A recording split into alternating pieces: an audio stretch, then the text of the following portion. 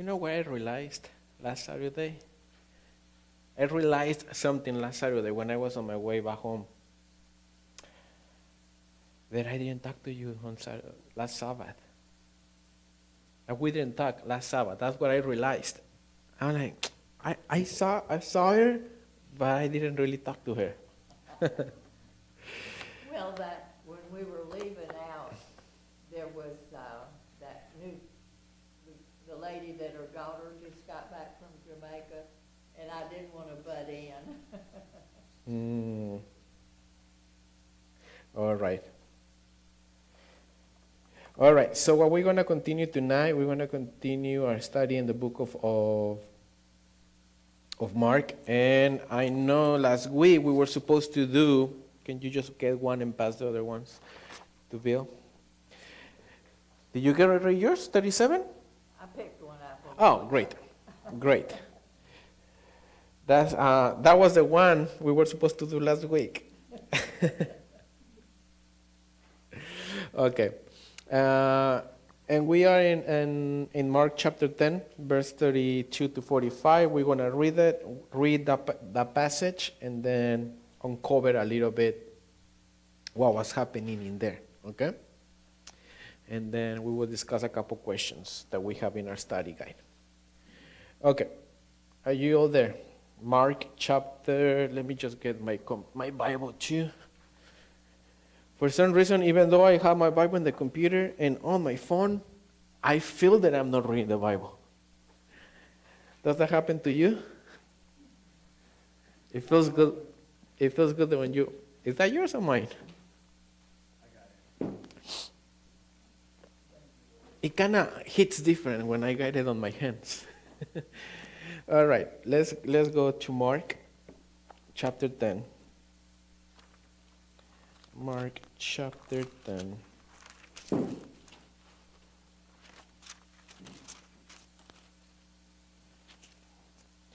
Verses 32 to 45.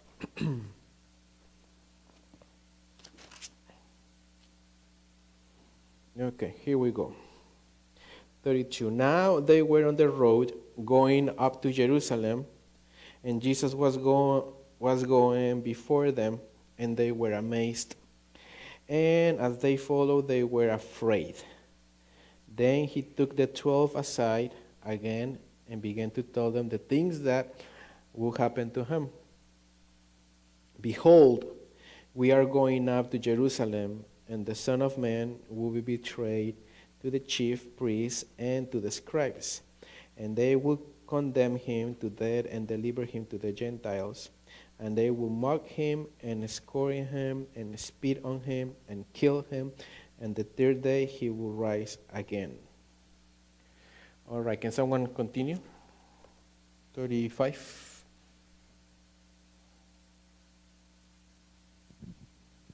Verse 35. Yeah. And James and John, the two sons of Zebedee, approached him, saying to him, Teacher, we desire that you will do for us whatever we ask. And he said to them, What do you wish me to do for you? And they said to him, Give us the honor of sitting, one on your right and one on your left, in your glory. Jesus said to them, You do not know what you are asking. Are you able to drink the cup which I drink, or to be baptized with the baptism with which I am baptized? And they said to him, We are able. And Jesus said to them, The cup which I drink, you shall drink, and you shall be baptized with the baptisms with which I am baptized. But to sit on my right or on my left is not mine to give, but it is for those for whom it has been prepared. Hearing this, the 10 began to be angry with James and John. And Jesus called them to him and said to them, You know that those who are regarded as rulers of the Gentiles, Lord is over them, and their great ones exercise authority over them. But it is not to be so among you. But whoever desires to become great among you shall be your servant, and whoever among you desires to be first shall be slave of all. For even the Son of Man came not to be served, but to serve, and to give his life a ransom for many. Okay. All right. So what's going on in here? What is going on? Let's just recap a little bit the story. We just read it, I know, but let's just recap some of the key moments on this conversation. What's going on? Where is Jesus going? Why Jesus is saying what he's saying? What is making these two disciples asking him that question? What do you think about that question? Was Basically foretelling his death. okay, Can you develop more?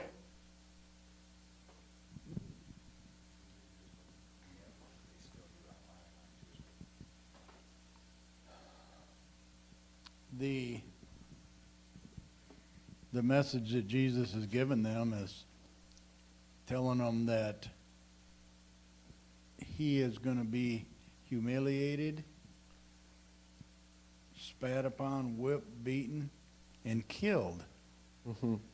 But then, with no further ado, he says, but I'll be raised on the third day. Yeah. That's amazing that he says that. And then he goes on, to answer the two sons of Zebedee that it's not yours to ask. And when I read that, Pastor, I was thinking, if I'd have been one of the other disciples, I'd have been upset with that too. Mm. Remember what is interesting about this conversation is that this is the third time Jesus is telling them about the things that are going to happen to him. This is the third time.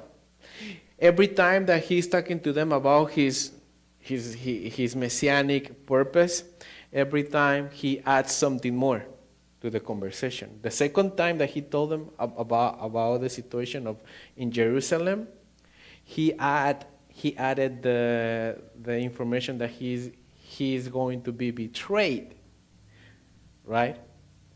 And this other one, and this third time that he is talking about that, he is giving even more information and details of the things that are going to happen. So you see that progression on details on the things that he's saying to them about his sacrifice and his ministry. But the three times that we see Jesus telling them something, the disciples are thinking in something different. Right? That's why we have the title of this chapter is A Lesson on Blindness. But more than blindness, how would you feel if you talking to your friends about your death and he's asking you, Fred, what are you going to do with a green truck? Yeah. What are you going to do with it? Can I keep it? That's because they had no idea what he was talking about. They're still thinking he's going to be king in this world. Uh-huh. They're still not clear on that. They're thinking that he's going to be king. Right. They're still thinking that he's going to be king of this world. And so he's trying to tell them, I'm going up to be killed. I'm going to be handed over to the Gentiles. And there's, like you said, I'd like to have that truck. In reality, I mean, can we sit on your right and left? Like, that's really important with what he's talking about. He's on his way to get killed, with all that goes with that. And they're talking about a position in the future. It's like you said, it doesn't make sense. But it does clearly help you understand that they didn't understand what really was going on. Yes, that's correct. They're not really understanding what is going on. But just think about, we like to see Jesus as a, let's explore the idea about Jesus being a human, right? And Mark is telling us that at some point he gets the 12 out of whatever they were doing, and then he says, I need to tell you something. I need to tell you something. This is what's going to happen to me. And then the conversation goes to another place. They Like, I don't care what you're saying. What I care is about something else. Why they were so eager to ask Jesus that question about being on the left and on the right hand? There was a tension even among the disciples.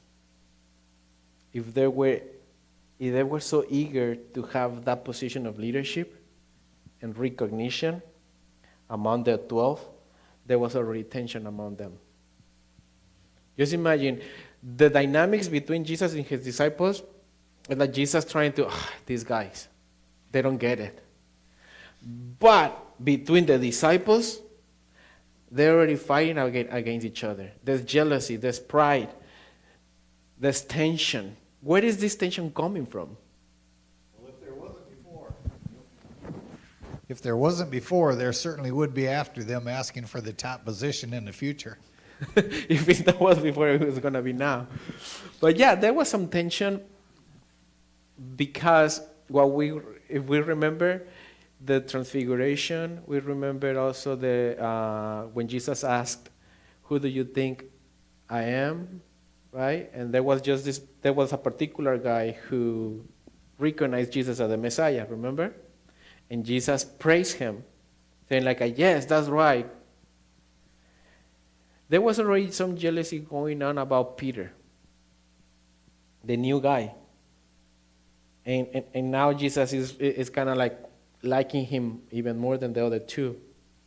He said, we cannot allow this Peter guy to take the place that we deserve by being... Who were the first disciples to be called?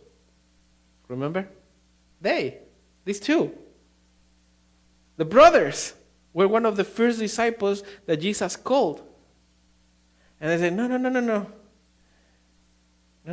If someone is going to have that position, it should be us.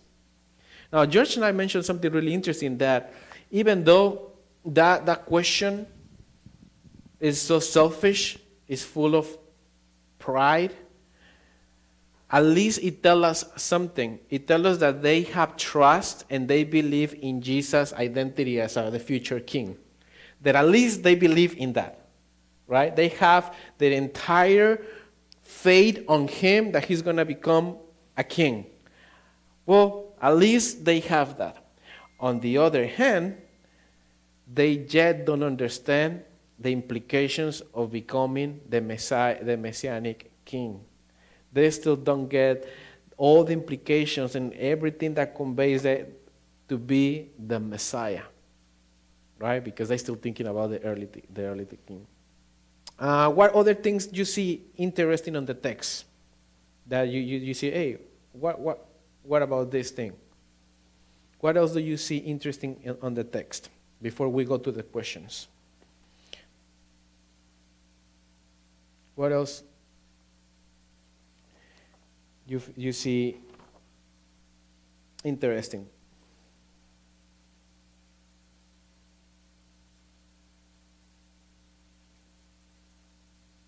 What is the thing that Jesus wanted the disciples to know more than anything in this conversation? 3 days he's going to rise. Okay, then in 3 days he's going to rise. What else is the thing that he wants them to get, to understand? Yes, the resurrection is one, of course. It's got to be that huge. They didn't truly understand what was going on. They still didn't. When he died, he still didn't.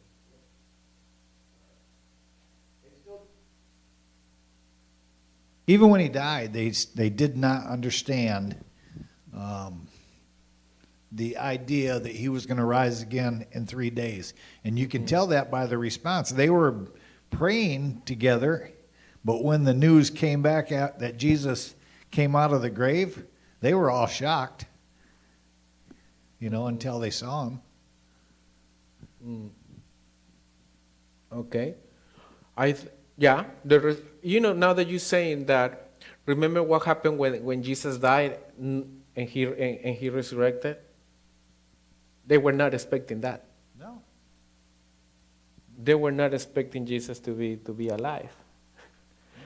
And Jesus is trying to give them a heads up. Hey, it's really going to happen. You need to pay attention to this. Come on, focus.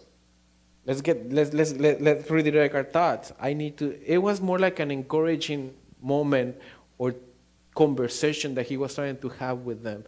And again, the third time, Jesus is addressing the issue of his death and his resurrection.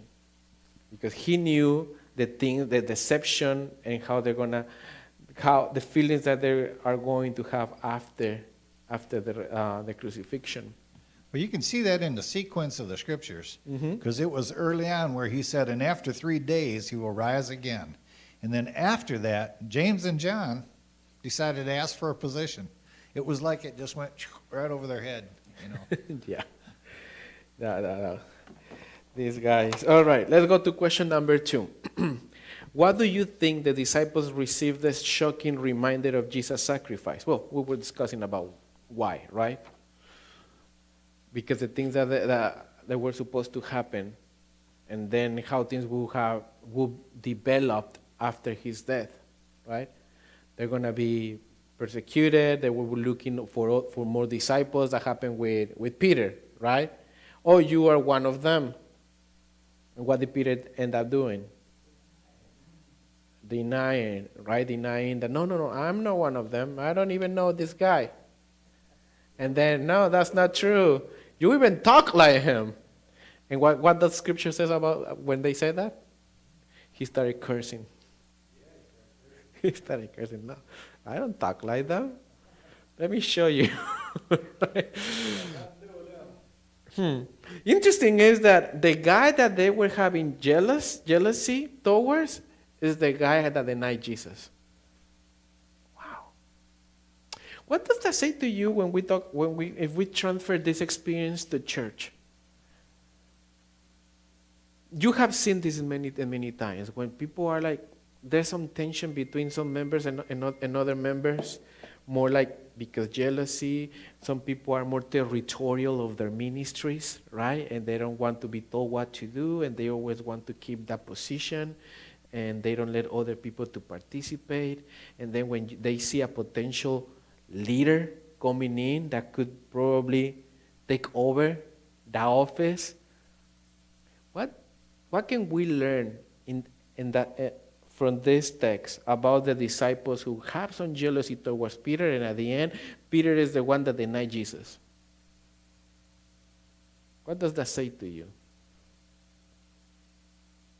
Well, for starters, what do we waste our time on and our energy fighting against other members, other leaders? A leadership position doesn't assure that you're going to be a faithful Christian. Does it? No. A leadership position is not a place for us to keep our spiritual status up high. It doesn't help us in our spiritual life. Because we can be a leader and at the same time give Jesus our back. He said just the opposite. These guys, we turn this off to save the battery. It's just the opposite. Jesus went on to say, basically, those who are really going to be high, they're going to be servants. Mm-hmm. When Jesus walks into the Lord's Supper and says, I'm going to wash your feet, he was showing them what really was the highest position, those who serve others. That's the high position. And these guys are still looking the way we do in life today, like ourselves. We want to make more money. We want to be in a higher position. We all look to elevate our lives, and Jesus basically saying is, in the spiritual world, that's not what's important. That's not what's important. That's not what's important. What's important is that you serve others, that you take care of others, that you spend your life giving your life in service to others. That is what is the most important and most valuable. I think it can have the opposite effect. Excuse me, the opposite effect. We're in a leadership position. You struggle at times. The church is not doing what you want it to do. Mm-hmm. You know, if you're a treasure, you see what everybody's given, and you're supposed to forget it, but and not remember it. But it's probably hard. So, and you're trying your best, and I think it's easy for leaders to get discouraged at times, and that may maybe affect their Christianity something more than pride, I think. It's you that leaders, and you all are leaders and are having right now a position in the board, and have been leaders many times and many different years. You know that it's really easy to get discouraged when you are in the leadership position, right? Because you see things closer than a regular member. You get to see and explore and talk about the ins and outs of the church. And sometimes discouragement is part of the pills that we need to take as a leaders, right? We also, what are the other things that as a leaders we face? Well, criticism. What about that one? Members, they think that they could do a better job, or they think that you could do a better job, and they don't right? They don't filter their concerns, and they say those things, right? Without knowing the process of your decisions, or how you end up making a decision as a leader. And then we have comments here, there, we overhear that someone said this about something that we've been doing, or we're not doing, or things that we should be doing different.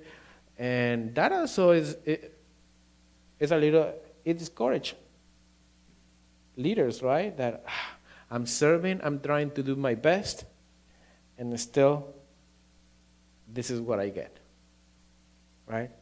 Discouragement is a big thing in leadership position. What other things do you see that we get as a leaders?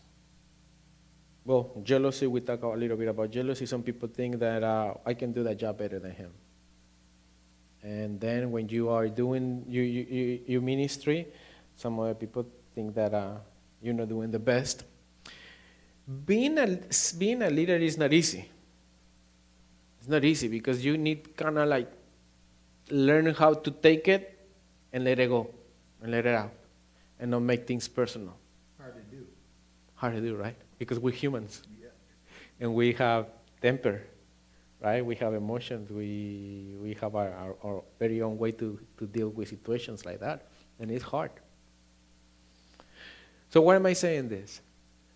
Because being in a position of leadership is not a beauty that we should desire in a way that I want to pursue that so that can bump me up my self-esteem, like the disciples are trying to do. Hey, let's be the ones that are going to sit next to Jesus to the left and to the right because we deserve it. Being a leader is not something that we deserve. It's something that we get to do. It's something that God called us to participate, and that is not easy to do. And another thing is, being a leader doesn't ensure that we are not going to have low moments in our spiritual walk with Christ. Because even for Peter, he had a moment when he could say, no, yes, I'm a follower of Christ. And he had that opportunity, and he missed it, right? So being a leader is not something that I think has to be seen the way that sometimes we want to promote it to be seen as in the church. And I like what Fred mentioned it, and we have it, George and I was saying, there are only two possible kingdoms. There are only two possible kingdoms that can ever exist. The one based on self-sacrifice, and that's part of a leadership position. We are leaders because we are the first one self-sacrificing, right? What do we self-sacrifice? Time. What are the things we have to self-sacrifice as a leaders? Listen, there's a lot of difference between leadership positions too. Mm-hmm. I mean, before I retired, I was a principal of a school, and I had over 50 people that were under me. The difference was what I said went. I mean, I had total control of the building I was in, and I knew the direction that we were going to go, and that's the way we were going. But here we have lots of leaders, and we meet as a board, and when issues are talked about, and you know deep, I'll just say this for myself, I know deep down I'm getting voted out of this position that we're talking about, and I know deep down this should not be voted down. But you still have to suck it up, bite your tongue, and go on about your business. And that's really difficult for me to do.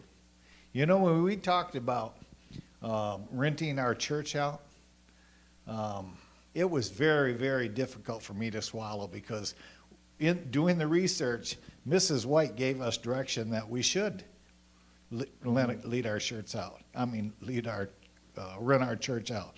Also in that decision is you have what we do as a church is we want people in here.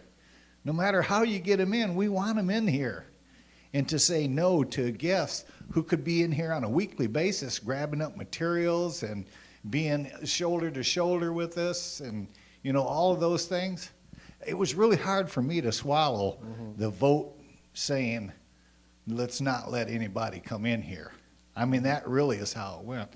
And it was just, that ate me up for quite a while because I know that's the wrong decision. That's not the direction that we're taught and that we should be receiving if we're trying to grow.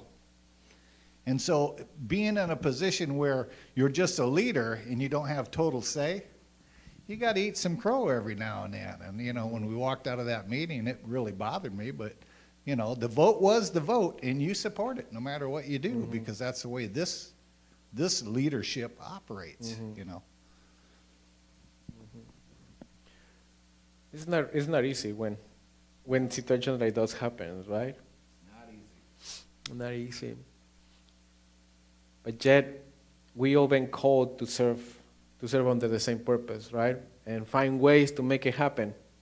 If that didn't work, so let's find another way. Let me ask you something. Only two possible kingdoms can ever exist. The one based on self-sacrifice, selfless service, right? Like, I don't like this, but I'm going to continue serving.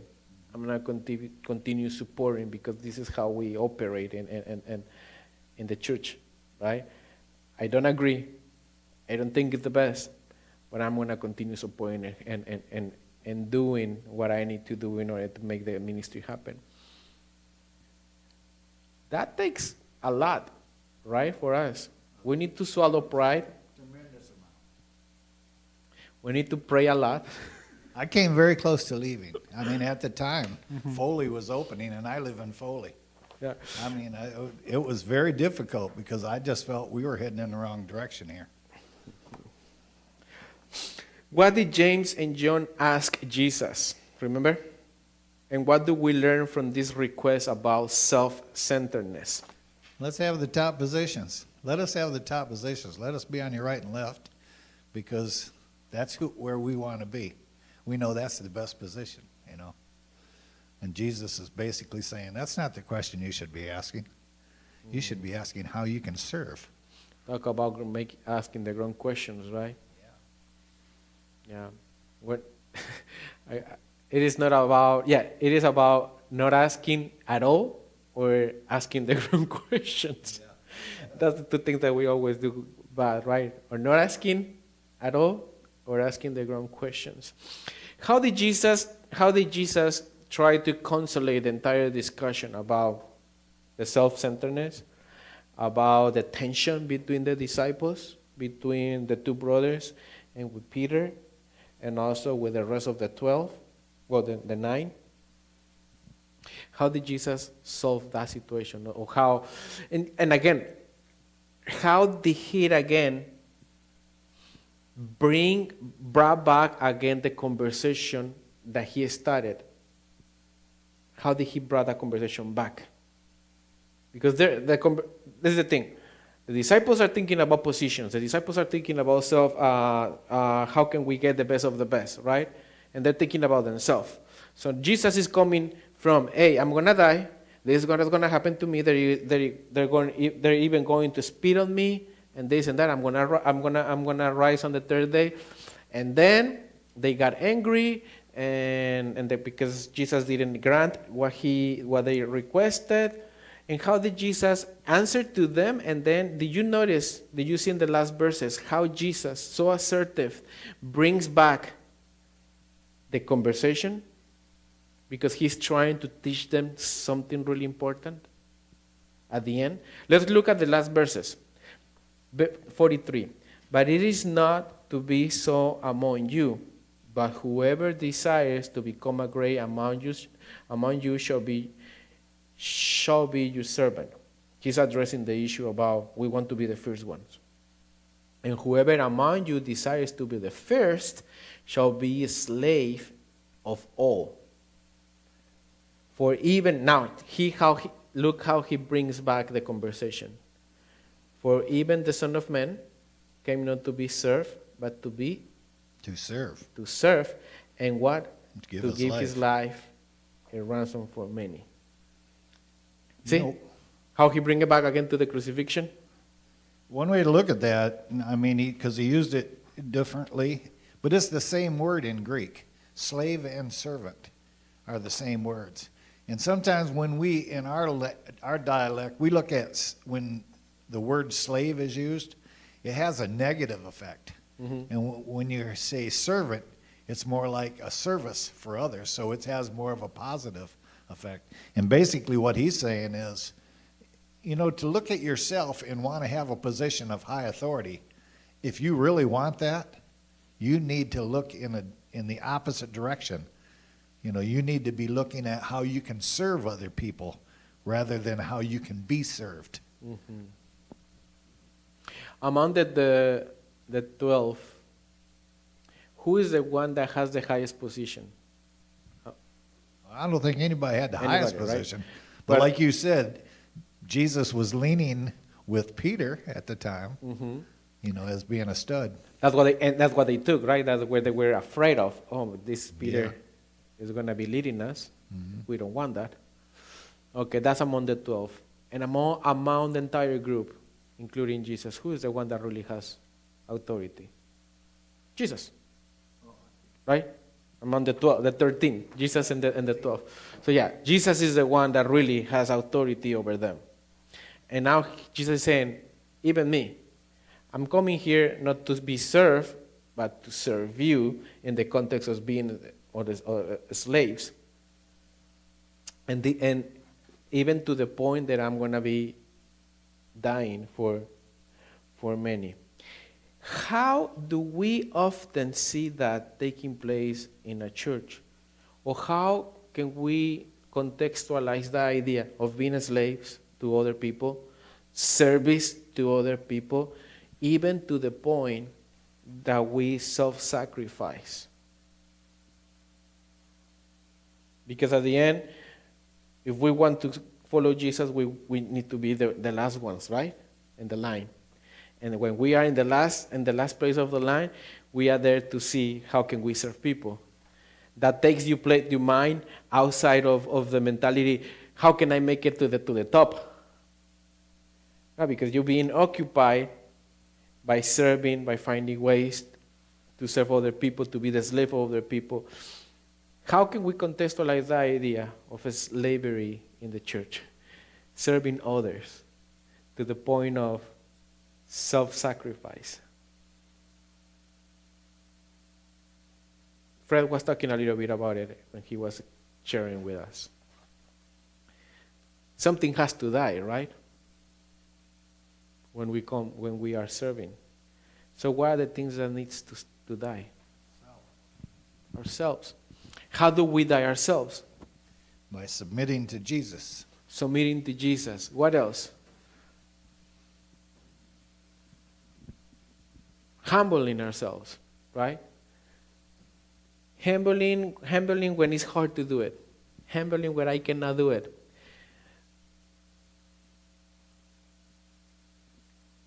When things that we don't like happen, let things go.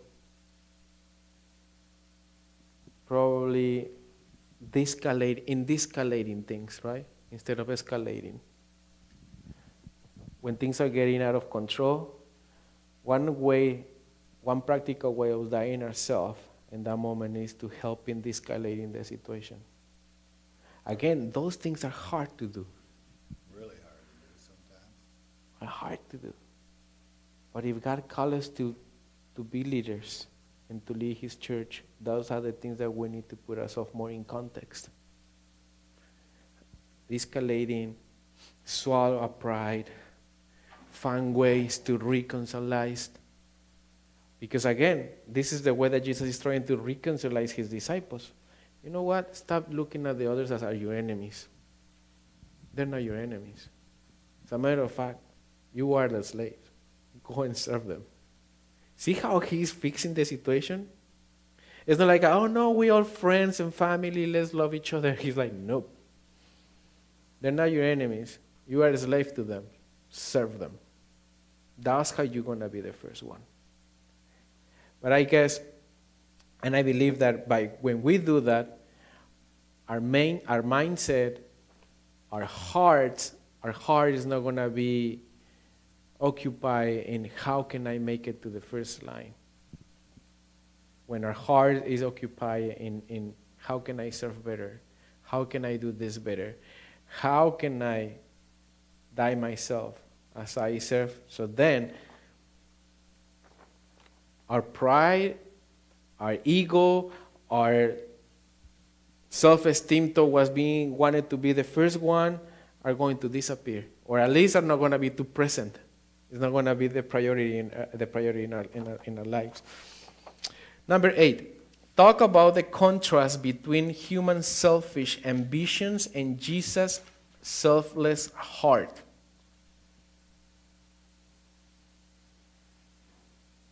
What is the contrast between that?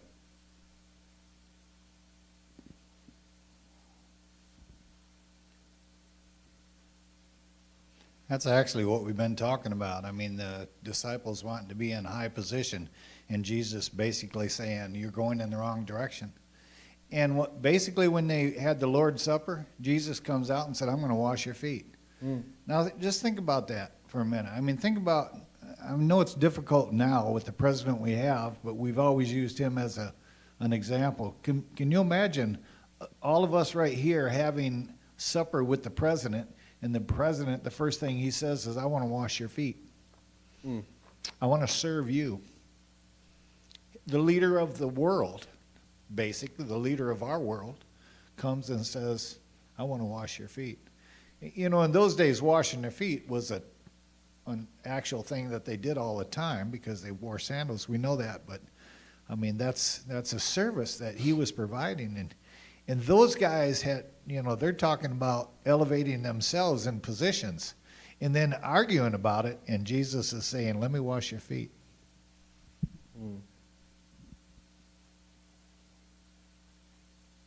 Yeah, this is something. Are we the only denomination that practice foot washing? I think we are. Are we what? The only denomination that still practice no? Yeah. There's others. I know that most of them do the other part of service without the foot washing, but on occasion. I know Judy's church, the first church that she went to, Okay. they don't do it quite often like they do, but they do have foot washing every once in a while. Okay. It's a Probably there are few, right, that are still Yeah, they're very practicing it. very few. You know, they do the wine part and the bread. Right. They don't do the foot washing. Yeah. But that's a good way of putting in practice humbleness, right? Because that's really uncommon nowadays, and more in our Western society. The closer you are to Jesus, the more you study, the more you pray, the more you commit your life to Him on a moment by moment scale, all of a sudden then the foot washing isn't like something demeaning. It's not, the thoughts aren't even there anymore. I mean, when we do the service here, to go back and do foot washing is just part of the service. It's not like it's demeaning, you know,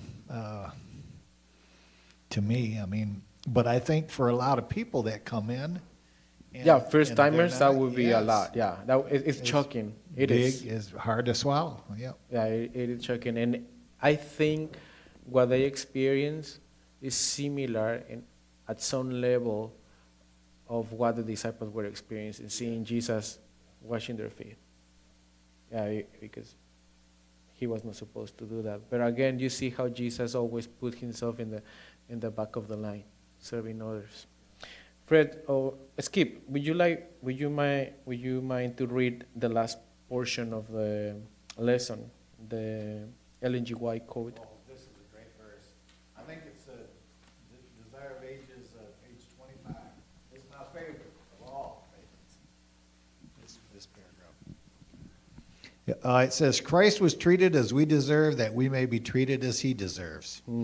He was condemned for our sins, in which we had no share, that we might be justified by his righteousness, in which we have no share. He suffered the death that was ours, that we might receive the life which was his. By his stripes we are healed. I mean, that is a tremendous statement right there. I think it's Desire of Ages, page 25. I don't see what it says here, but is it? Yeah, that's a tremendous. I mean, because we all deserve death. When our Adam and Eve sinned, death is deserving. And Jesus died and paid our price. Now we have access to heaven without receiving that second death. Yeah. It's If we want to think or develop the mindset of these two disciples who wanted to be the first, that means that then we are willing to take the glory, right? That we want to take the glory. But this is the thing. If we want to take the glory, then we need to take also the punishment. And I think that's something that God is taking out of the equation. Say, no, I'm taking the punishment, so you can take the glory in the way that I want you to take the glory. What I was supposed to have, you will have it. But it is interesting that sometimes we want to take the glory, but we don't want to take the punishment, right? But Jesus is the one that took the punishment so we can take the glory that he deserved. We're going to stop here, and let's have a word of prayer, and then move to the conversation that we will have over there. All right. Francis, would you like us to close us in prayer? Our dear Heavenly Father, we thank you so much for what you did for us. Help us not to have too much pride that we can't serve others, because we should love everyone, Lord, and treat everyone the same. Be with us tonight now in our board meeting, and may things go well there. In Jesus' name I pray. Amen. Amen.